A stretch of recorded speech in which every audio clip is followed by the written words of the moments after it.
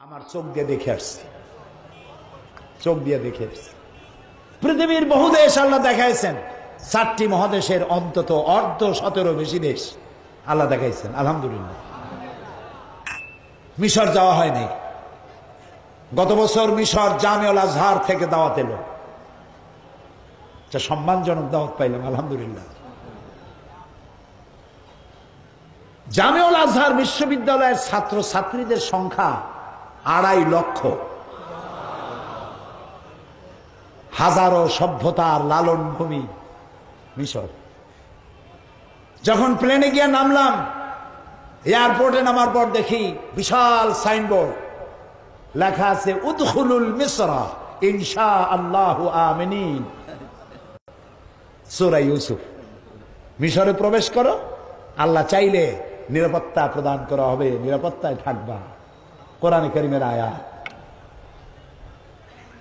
আমার সফর ছিল 5 দিন। আমি ওদেরকে বলে দিলাম যে আমারে শুধু একটু ঘুমাবার সময় দিও রাত্রে, আর যত পারো আবার আসতে পারবো কিনা জানি না, তবে মিশরের উল্লেখযোগ্য জায়গাগুলি সব দেখাইতে হবে। এটা মুসা আলাইহিস সালামের দেশ, ইউসুফ আলাইহিস সালামের দেশ, ইলিয়াস আলাইহিস সালামের দেশ, সালেহ আলাইহিস সালামের দেশ, হারুন আলাইহিস সালামের দেশ, হযরত লোকমানের দেশ, ইব্রাহিম আলাইহিস সালামের শ্বশুর বাড়ি। সুবহানাল্লাহ। আল্লাহ তাআলা দয়া করে নিলেন, আর আমি যে দেখি সব প্রোগ্রাম বানানো। প্রথম দিনেই আমাকে নেওয়া হলো জামিউল আজহারে। সেখানে ঢোকার আগেই এক মাজার পেলাম। এটি হচ্ছে বুখারী শরহ আইনি লিখেছেন যিনি, আল্লামা বদরুদ্দিন আইনি রহমতুল্লাহ আলাইহি। তার কবরের কাছে গিয়ে সালাম পেশ করলাম। এরপরে কবর পেলাম মাজার হযরত ইমাম শাফি রহমতুল্লাহ আলাইহি। তারপরে ইমাম ওয়াকি, হযরত ইমাম শাফির ওস্তাদ ইমাম ওয়াকি রহমতুল্লাহ আলাইহি। তারপরে মাজার পেলাম হযরতে জালালউদ্দিন সৈয়দী রহমতুল্লাহ আলাইহি। জালালাইন শরীফের 2 জালালাইনের 1 জালাল। শাইখুল আজহারের সঙ্গে দেখা হলো, আলোচনা হলো। তারপরে হযরত আমর ইবনুল আস রাদিয়াল্লাহু তাআলা আনহু, যিনি মিশর দখল করেছিলেন, তার মসজিদ ভিজিট করলাম। সেই সময় তিনি মসজিদ বানিয়েছেন, সেই মসজিদ এখনো আছে, যার ভেতরে নামাজ পড়তে পারে 1 লক্ষ লোক। খতমে কোরআনের রাতে, তারাবির রাত, রমজান মাসে খতমে কোরআনের রাতে বারান্দা টারান্দা রাস্তাঘাট ভর্তি হয়ে প্রায় 5 লক্ষ লোকের সমাবেশ হয়। মোনাজাত করেন শেখ জিবরিল। আমি শুনে তো অবাক, জিবরাইল আলাইহিস সালাম আসে এখানে? কয় যে না, শেখ জিবরিল ওনার নাম। এরকম আজিব নাম শুনিনি আমি এর আগে। আমি তার ক্যাসেট চাইলাম, তিনিও তার সাথে মোনাজাতে অংশগ্রহণ করার জন্য এত লোক এখানে হবে। পরের দিন চলে গেলাম বুহায়রা কারুন দেখার জন্য, সূরা কাসাস। মুসা আলাইহিস সালামের কথা যে আল্লাহ কত বলছেন কোরআন শরীফে, সব থেকে বেশি বলেছেন মুসা আলাইহিস সালামের কথা। সুবহানাল্লাহ। মুসা আলাইহিস সালামকে আল্লাহ তাআলা বলছেন, মুসা তুমি ভয় পাও, আমি তো তোমারে আমার জন্য বানাইছি। সুবহানাল্লাহ বলে, ও মুসা তোমারে আমি আমার জন্য বানাইছি। সুবহানাল্লাহ। জি। তারপরে বুহায়রা কারুন, কারুনের বাড়ি ঘর যেখানে ছিল, মুসা আলাইহিস সালামের উপর তহমাত দিয়েছিল, যাকাত দিতে রাজি হয় নাই, আল্লাহরে মানতে রাজি হয় নাই, আল্লাহ গজব দিলেন। ওর সম্পদ ছিল কত? কোরআন শরীফ বলছে যে তার সম্পদের যেসব সিন্ধুকে সম্পদ ছিল, ওই সম্পদের চাবি বহন করত শক্তিশালী বহু লোক, অনেক উট এই চাবিগুলি বহন করত।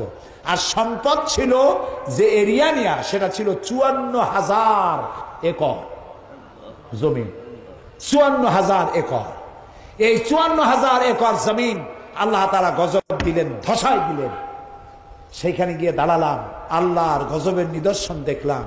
শুধু পানি আর পানি, সমুদ্রের মতো, সামনে ডানে বামে কিচ্ছু দেখা যায় না, শুধু পানি আর পানি। আল্লাহ আছেন না? আছেন না? সুবহানাল্লাহ। চোখে দেখে আসছি। এরপরে পরের দিন আমার প্রোগ্রাম হলো তুরে সায়না। মুসা আলাইহিস সালামের সাথে আল্লাহ যেখানে কথা বলছেন। আল্লাহু আকবার। জীবনের বড় স্বাদ ছিল আল্লাহ কথা বলছেন যেই জায়গায়, সেই জায়গাটা দেখা।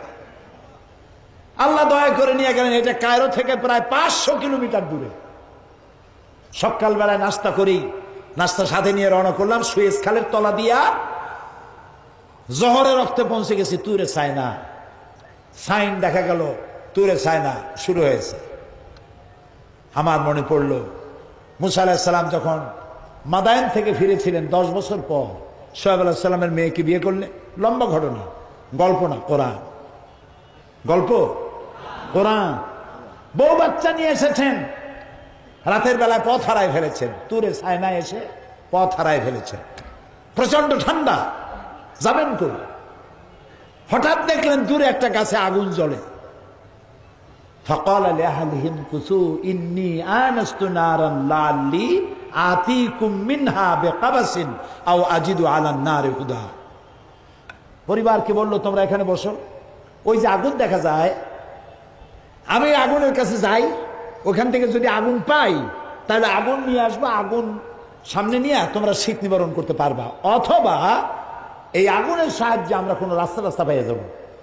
মুসা আলাইহিস সালাম বউরে বসায় রাখিয়া, বাচ্চা বসায় রাখিয়া চলে গেলেন যারা আগুন মনে করছিলেন তার কাছে। যেই না কাছাকাছি এসছেন, আগুনের ভেতর থেকে আওয়াজ এলো, ফালাম্মা তাহা নুদিয়া ইয়া মূসা ইন্নী আনা রাব্বুক।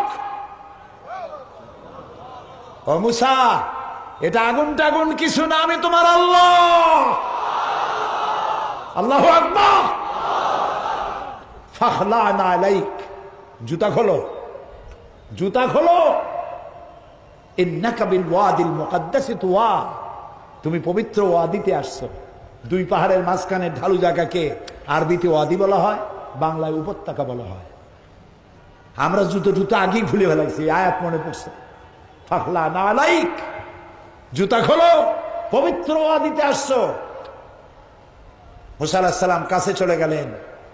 আওয়াজ এলো, ইন্নানি আনাল্লাহ, নিশ্চয়ই আমি আল্লাহ। লা ইলাহা ইল্লা আনা, আমি ছাড়া কেউ নাই। ফাবুদনি, আমার দাসত্ব করো। ওয়াকিমিস সালাতা লিযিকরি, আর আমার শরণার্থে নামাজ কায়েম করো। সেই গাছটার কাছে গেলাম। গাছ একটা আছে, কিন্তু আমি বিশ্বাস করতে পারলাম না যে ওই গাছটাই। আল্লাহ তাআলা খুব ভালো জানে। ওই গাছের মধ্যে দেখলাম চিঠিপত্র রেখে আসছে মানুষে আল্লাহর কাছে। ওখানে ইহুদিরা যায়, মুসা আলাইহিস সালাম তো ইহুদিদের নবী ছিলেন। খ্রিস্টান যায়, ইহুদি যায়, মুসলমান যায়। পাশাপাশি একটা মসজিদ আর একটা গির্জা একদম গায়ে লাগে। শত শত বাস যাচ্ছে, মানুষ গড়িয়া সমানে। পাশেই তুরে সায়না, তুর পাহাড়। ওইখানে 40 দিন ইতিকাফ করেছিলেন মুসা আলাইহিস সালাম। 40 দিন পরে তাওরাত পেলেন। পাহাড় এত উঁচা, পাহাড়ের উপরে উঠলে মেঘ থাকে নিচে। এই পাহাড়ে তিনি 40 দিন ইতিকাফ করেছিলেন। এই জায়গায় আল্লাহ যেখানে কথা বলেছিলেন দেখে জীবন ধন্য হলো, চক্ষু শীতল হলো। ফিরে এলাম কায়রোতে। এরপর পরের দিন সাথীদের বললাম, এবার শয়তান দেখব। বুঝছেন তো, বড় শয়তান। মুসা আলাইহিস সালাম রে এত জ্বালাইছে, এই শয়তানটারে দেখা দরকার। বিশাল মিউজিয়াম, 40 পাউন্ড ভেতরে প্রবেশ করার ফি। লন্ডনের পাউন্ড না, মিশরিয়ান পাউন্ড। 40 পাউন্ড দিলাম, দিয়ে ভিতরে ঢুকলাম। ঢোকার পরে বহু কিছু দেখার, কিন্তু শয়তান দেখি না। আমি জিজ্ঞেস করলাম, লোকেরা জিজ্ঞেস করে কি খোঁজেন? আমি বলি শয়তান খুঁজি। শয়তান কই? কয় যে সে তো দোতলায়, তার একটা পজিশন আছে না। ওই শয়তান দেখতে যাওয়ার জন্য আরো 40 পাউন্ড লাগবে। আমি চিন্তা করলাম ইসরাফ হয় নাকি, আবার অবশ্যই হবে, বিদেশে আসছি এতগুলো পয়সা দেবো। পরে চিন্তা করলাম আল্লাহ তো দেখতে কইছে, কুল সিরু ফিল আরদ ফানজুরু কাইফা কানা আকিবাতুল মুজরিমিন আকিবাতুল মুকাজ্জিবিন। যারা অপরাধী, যারা আমার মহাসত্যকে অস্বীকার করেছে, আমি তাদেরকে কি কি শাস্তি দিছি যাই দেখে আসো। সিরু ফিল আরদ, আমার জমিন ঘোরো দেখো। আমি বললাম দাও পয়সা, আবারও দিল পয়সা।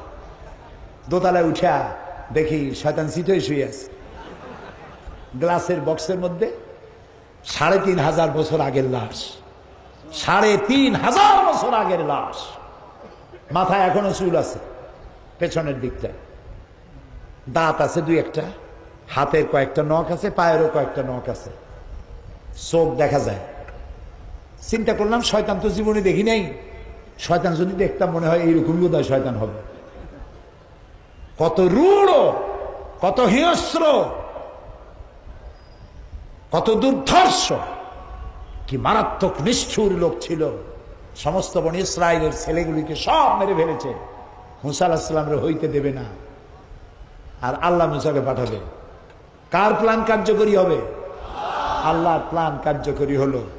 মুসার প্ল্যান ভেস্তে গেল, ফেরাউনের প্ল্যান শেষ হয়ে গেল। ফেরাউনের লাশ দেখলাম। এরপরে মুসা আলাইহিস সালামকে যেখান থেকে ভালানো হয়েছিল, তার মা যেখানে ভালাইছিল দরিয়া নীলের, এবং যেখান থেকে উঠাইছিল সেসব জায়গাও চিহ্নিত আছে। এরপরে মুসা আলাইহিস সালাম যেখানে তার উম্মত নিয়ে বসে কথাবার্তা বলতেছিলেন, সেইখানে ফেরাউন ঘিরে ফেললো। আর মুসা আলাইহিস সালামের লোকেরা বলল, ইয়া মুসা ইন্না লামুদরাকু, আমরা পাকড়াও হয়ে গেছি, পালাবার তো পথ নাই। দেখেন আল্লাহর পয়গম্বর, শত্রু কয় দিকে? 3 দিকে। কয় দিকে? আরেকদিকে কি? দরিয়া, বাহা, নদী নয়, সমুদ্র। 3 দিক থেকে আক্রমণ করেছে, পালাবার কোনো রাস্তা নাই। মুসা আলাইহিস সালাম বললেন, কাল্লা রব্বি সায়াহদিন, কখনো নয়, অবশ্যই আমার আল্লাহ আমাকে পথ দেখায় দিবেন। মুসা আলাইহিস সালাম তাকায় দেখলেন দরিয়ার মধ্যে ফাঁক হয়ে গেছে, পানি দরিয়ার নিচ থেকে শুরু করে পর্যন্ত উঁচা দেওয়াল, ওখানে নিচের থেকে শুরু করে পর্যন্ত দেওয়াল, মাঝখানে বিশাল রাস্তা, এপার আর ওপার। সুবহানাল্লাহ কবেন না? গল্প না কোরআন? কোরআন। মুসা আলাইহিস সালাম পাড়ি দিয়ে মাঝখানে গেছে, হাঁটিয়া হাঁটিয়া। ফেরাউন তার দলবল নিয়ে নেমে গেছে। যেই না মাঝখানে আসছে, ততক্ষণে মুসা আলাইহিস সালাম উপর চলে গেছে। আল্লাহ তাআলা তখন, তিনি তো কাপ আর নুনের মালিক, বললেন কোন, রাস্তা বন্ধ। শুরু হয়ে গেল তুফান, প্রচন্ড উর্মিমালায় তুফানে ডুবতে ডুবতে সাথী সঙ্গী সব শেষ। ফেরাউন একা বেঁচে আছে, একবার নিচে যায় আর একবার উপরে ওঠে। পানি খেতে খেতে পেট 6টা তরমুজের মতো হয়ে গেছে। ফেরাউন বলছে, ও দেখলো আর তো বাঁচার উপায় নেই। সে বলল, আমানতু আন্নাহু লা ইলাহা ইল্লাল্লাযী আমানাত বিহি বানু ইসরাঈল। ঈমান আনলাম ওই ইলাহের উপরে, যার উপরে ঈমান এনেছে বনি ইসরাঈলেরা। আল্লাহরে বুঝাইতেছে, আল্লাহ তুমি ভুল বুঝো না, বনি ইসরাঈলেরা যে ইলাহের উপর ঈমান আনছে, আমি কিন্তু তার উপর ঈমান আনলাম। ওয়া আনা মিনাল মুসলিমিন, আর আমি তো একজন মুসলমান, এই তো কলেমা পড়লাম, তারপরেও সুবাও কেন? আল্লাহ তাআলা বলছেন, আল-আন, এখন, ওয়াকাদ আসাইতা কাবলু ওয়া কুনতা মিনাল মুফসিদিন, অথচ তুমি এই দেশে আমার মানুষের উপরে তোমার হুকুম চালু করেছো, মানুষকে নির্যাতন করেছো। ফেরাউন বলছে, আনা মিনাল মুসলিমিন, আমি মুসলমানদের একজন। আল্লাহ কয়, অকুনতা মিনাল মুফসিদিন, বেটা তুই তো সন্ত্রাসী। কি আর মুসলিম তুই? মুসলমান তো সন্ত্রাসী হইতে পারে না। মুসলমান সন্ত্রাসী হতে পারে? মুসলমান কখনো সন্ত্রাসী হতে পারে না। সুতরাং তুই সন্ত্রাসী, তোরে আমি শুধু মারবই না, আল ইয়াউমা নুনাজ্জিকা বিবাদানিক,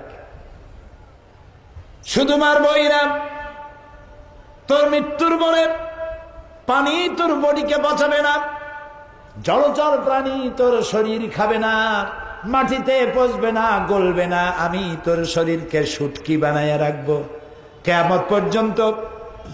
এই পৃথিবীতে যত জালিম আর স্বৈরাচার আসবে, তোরে দেখে যেন তারা দৃষ্টান্ত শিক্ষা নিতে পারে। আল্লাহ তাআলা রেখে দিয়েছেন ৩,৫০০ বছর ধরে।